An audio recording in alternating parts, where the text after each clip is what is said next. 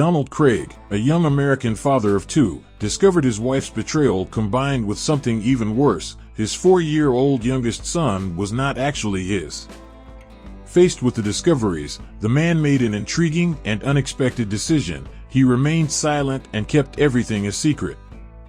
Donald and Felicia Craig had been married for nearly 15 years. Despite all this time together, you couldn't say they were exactly happy. Felicia was a difficult woman. Anything could rouse the rage inside her, and just as easily, she could become the most heartbroken, upset woman in town. But it was not always so. When Donald met her, she was a girl full of life and attitude, one of those who brought life and light to parties and meetings with friends. It was easy to talk to, and her sense of humor was great. Whenever a tense situation arose, Felicia was able to come out with a witty or sarcastic phrase that broke the ice or seriousness of the moment. She was the happiest woman Donald had ever met, and the young man enjoyed spending time with her. At that time, Felicia had a dream to be a famous actress.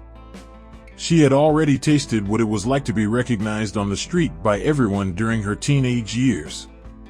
She'd won a beauty contest 3 times, at 14, 16, and 18 years old. Felicia was a legend among girls aspiring to be the most beautiful young woman in the region. Because of his achievements, he participated in TV shows and made a shampoo commercial. She liked being in that advertisement so much that she started taking amateur theater classes. She thought she was destined for success on screen and on stage. But in the end, she ended up with Donald. While Felicia was taking acting classes, Donald was studying architecture. The young woman's dream was to act professionally, but as soon as they started dating, the girl got pregnant. So they got married when Donald graduated. The ceremony was elegant and without exaggeration. Only family members and close friends of the two were present. Donald's friends joked that they didn't understand how such a beautiful woman could have eyes for him. Months later, the couple's first child, Jordan, was born. Donald fell in love with the newborn. It was as if something inside him had been triggered as soon as he held Jordan in his arms for the first time. Felicia was only 21, and in her mind, it was still possible to act, audition, and care for a small child. Donald soon realized that his wife's dreamy head was not calibrated as expected for that responsibility. But instead of clipping his wife's wings, Donald tried to help her as best he could. Even her mother, and Felicia's mother-in-law, helped, spending several days a week with little Jordan so that her daughter-in-law could focus on her roles and the casting calls that came her way. It was around this time that Felicia's mood began to change. Any situation that she would previously have taken lightly or responded to with sarcasm now affected her. Either she was angry or she was hurt. She came back from rehearsals crying or else furious with what the director had decided on some of her scenes. These reactions were so constant that her husband and mother-in-law had to intervene, asking her to stay away from it, as it was obviously not doing her any good. Felicia was sad. She didn't look like the same person anymore, and agreed to drop out of acting classes. Besides, she was repulsed at the thought of breastfeeding Jordan. Donald thought this could all be postpartum depression and brought it up. At first, Felicia refused to talk to a professional, but at Donald's insistence she made her first and last appointment. She came back saying it wasn't for her. The husband loved his wife and tried to help and comfort her whenever needed. Donald spent many nights awake, rocking Jordan and dealing with his nocturnal cramps. Felicia accepted Donald's help and felt better for the time he took her in, but she still wasn't as attached to Jordan, the baby she'd given birth to, even now that she spent more time at home, without the artistic commitments from before. She did what was expected of a mother and wife, but she didn't take much pleasure in it. Donald didn't think she was very motherly and tried to balance things out against that reality. He wanted to have more children, 2 more, perhaps, but she was clearly against it. And seeing how everything had turned out after Jordan was born, Donald thought it best to stop right there. 1 child was just fine. Time passed, and when Jordan was older and a little more independent, Felicia began to dream of fame and fortune again. Since she'd left the theater, not many people had met her on the street and remembered how she'd won 3 beauty contests or done a shampoo commercial years ago. But she dedicated herself to new acting classes and even decided to visit a beauty salon and improve her look. Donald, by this time, had been promoted and so was charged more at work, which required Jordan to stay in preschool full-time. Felicia returned to participate in some casting tests and landed a role in a TV commercial. This time it was a commercial for a new model of car. The pay was good, but she hadn't been cast for her acting skills, but for her beauty.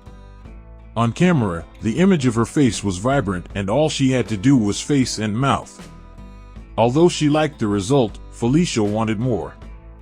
"I wanted to participate in productions where I could actually act, maybe even have dialogues." One day, her cell phone rang and the casting producer on the other end of the line gave the good news. She had been selected to record an episode of a soap opera on the second largest television channel in the country. That was the opportunity she had been looking for so much, but unfortunately when the recording started, she didn't do very well. His acting for the camera was a bit boxy and his voice uncertain and unconvincing. The director gave them another chance to replay the scene, but asked her to loosen up more. "Looks like you're acting with the handbrake on, you know?" The comment left Felicia heartbroken. Even so, she did her best and didn't get a good result.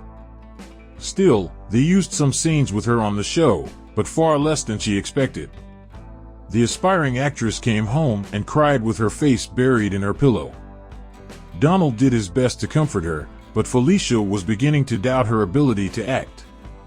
In subsequent castings, she saw girls who weren't as pretty as she, who had never done a commercial, get roles with room for dialogue and acting. How were these girls, who were never the prettiest in town for a single year, getting those jobs? They sleep with the directors, Felicia thought every day when she returned home, sad and disappointed. It was easier to believe the dishonesty of these women and the production teams than the lack of talent that perhaps she was showing in those auditions. Donald listened to his wife's complaints as he helped young Jordan with his schoolwork. At first, he even tried to talk and explain that maybe she just didn't have the profile for that job, but Felicia put her foot down, saying that the problem was that she was married, being a mother and, above all, not flirting with anyone. Of production. After a few weeks, Donald stopped trying to reason with his wife and was just trying not to make her angrier. Back then, it was hard to see a spontaneous smile on his face while at home with his family. If little Jordan left the wet towel on the bed, it was reason for her to be mad at the boy. And if the boy would rather play and run with his father in the garden than watch television with her, she would frown until the next day. At 32, after many auditions, Felicia landed a supporting role in a comedy series set at a university. An older, experienced director was touched by her efforts and decided to give her the role of a young, beautiful teacher who arrived on campus to mess with the students. On the day of the series launch, Donald prepared snacks and gathered the family in front of the TV. Everyone was very excited and proud of Felicia. As soon as she saw the results of the first scene shot, Felicia realized that she had gotten the role more for the way the costume fit her body than for her acting quality. Even so, she was pleased. She started to be recognized on the street again, her social networks grew, and she was acting. Jordan was already 12 years old and enjoyed seeing his mother succeed. It was the first time in a long time that she seemed less irritable and depressed, which made everyone's family life a lot smoother. Still, Jordan was a boy much closer to his father, with whom he played sports, walked in the evenings, built models and designs for the school's science fairs.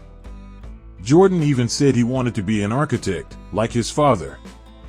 That was a good moment of happiness for the family, but a serious event would change everything again. During a recording of the second season of the series, Felicia felt sick and had to run to the bathroom, stopping the filming set for almost an hour. It plagued her for the rest of the day, and at the end of the shoot, she drove to a drugstore praying that the vomiting episode was just something bad she'd eaten. When she got home and the pregnancy test showed that she was pregnant again, Felicia felt as if a rock of ice had slid down her spine. When Donald got home, he saw his wife furious, hitting the television with a hammer. "Do you know what it means to be pregnant? That I will never appear on this television again. The writers are going to make it up that my character is going to move or die," she would say. Donald didn't understand why they would do such a thing. "Because nobody wants to see a hot teacher get fat, Donald," she replied, screaming.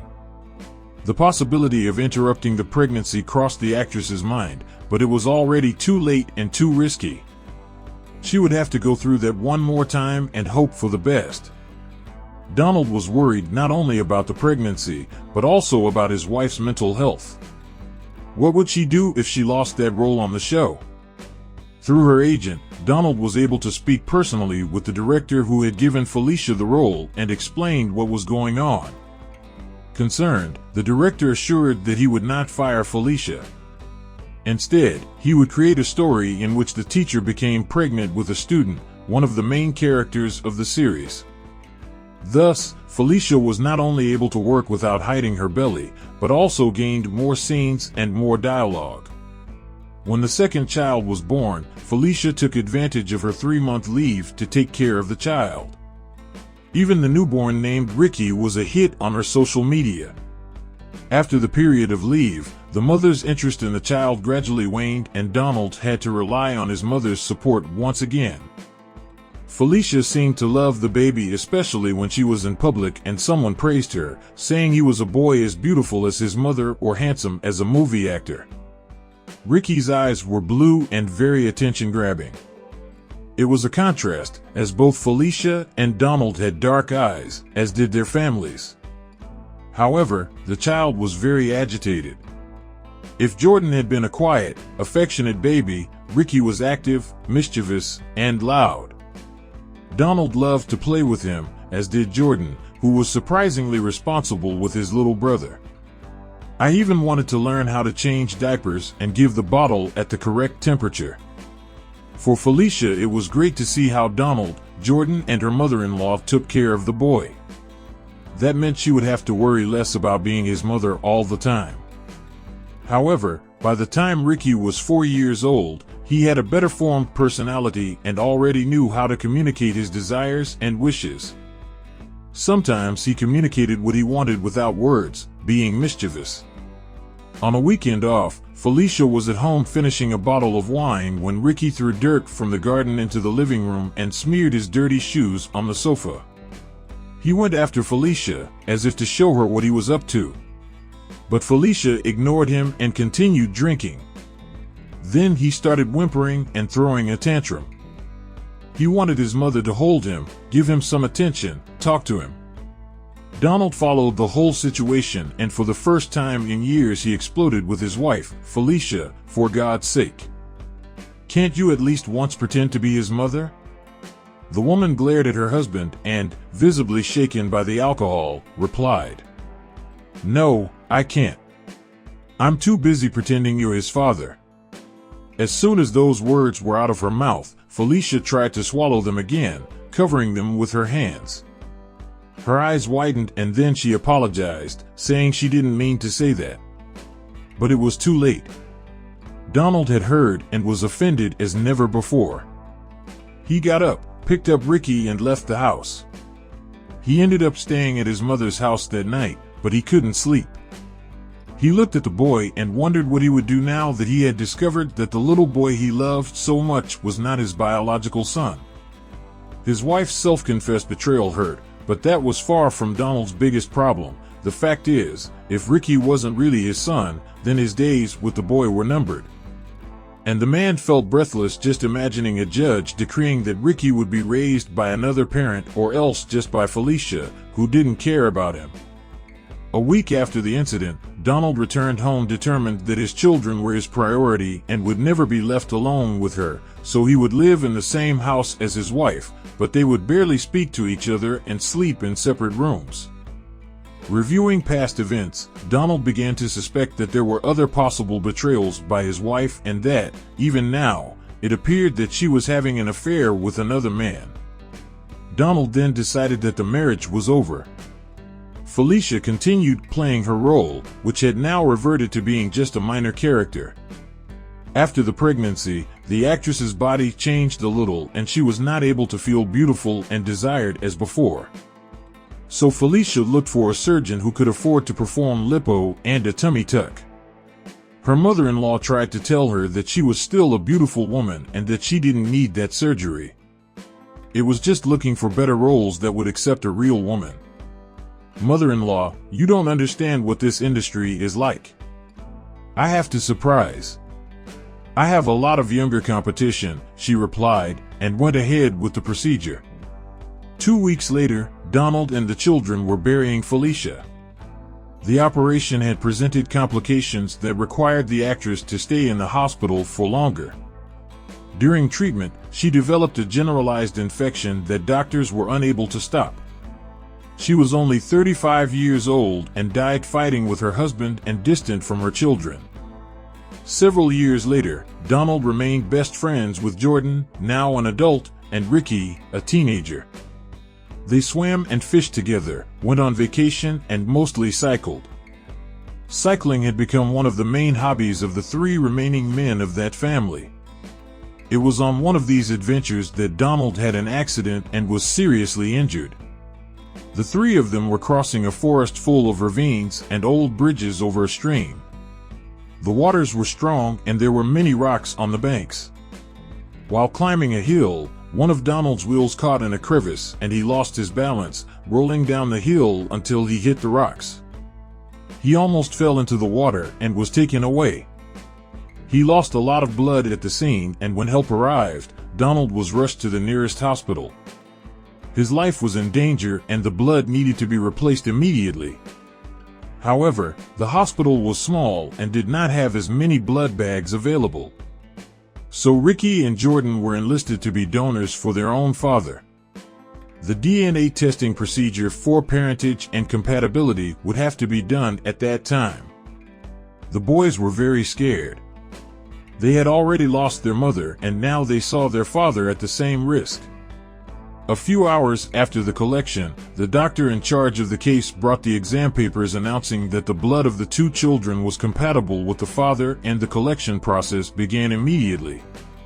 For hours, Ricky and Jordan filled bags of blood, which was successfully donated to Donald.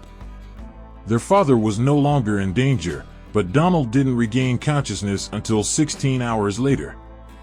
When he woke up, the children cheered and joked that their blood was now running in their father's veins, as they had both been donors.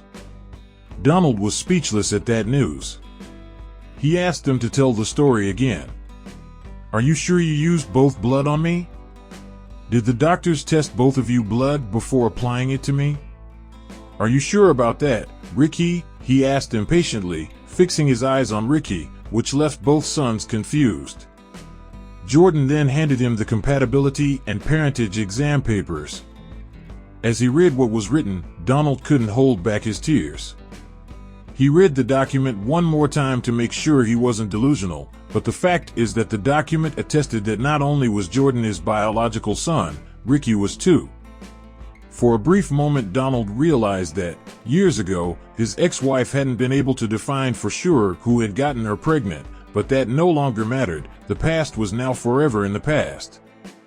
He then pulled the 2 children and hugged them tightly, very emotional.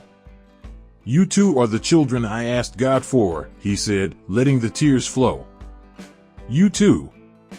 Donald would still face considerable recovery time before his body was 100% again, but his heart was relieved and filled with love and gratitude that he hadn't felt in years. If you liked the story, please leave a like, and this other video that is appearing on the screen now will probably make you emotional too. Good session, and until the next video.